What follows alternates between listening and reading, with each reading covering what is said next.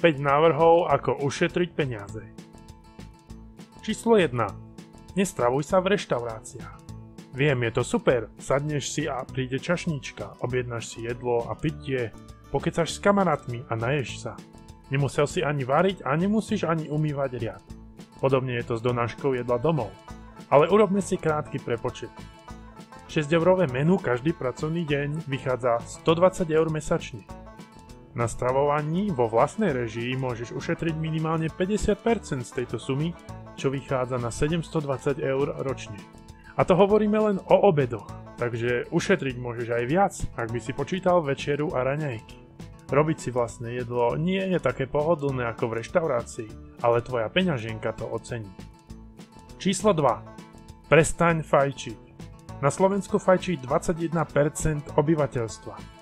Priemerný fajčiar vyfajčí 12 cigariet denne. To, že fajčenie je veľmi škodlivé, ani nemusíme hovoriť, to každý dobre vie.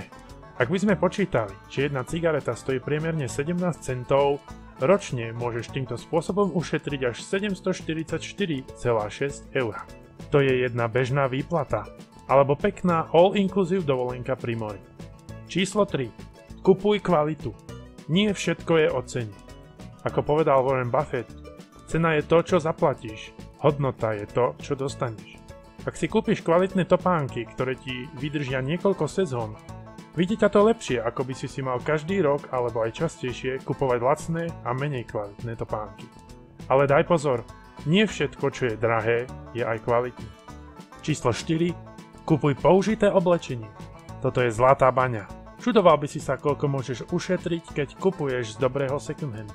Rifle, ktoré by si kúpil v akcii v outlete za 20 eur a myslel si, ako dobre si nakúpil, môžeš v second hande kúpiť za 5 eur. To je dodatočných 75% zľavy. Samozrejme nemusíš všetko nakupovať v second hande, ale ak sa týmto spôsobom rozhodneš kúpiť čo je len zo pár typov oblečenia, môžeš ušetriť veľmi značnú čiastku. Číslo 5. Refinancuj.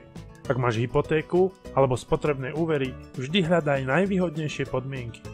Úrokové sadzby sú teraz rekordne nízke a banky sa bijú o klientov. A častokrát dávajú lepšie podmienky pre tých, ktorí k ním prestúpia. Úver na bývanie je častokrát najväčšia položka v rozpočte.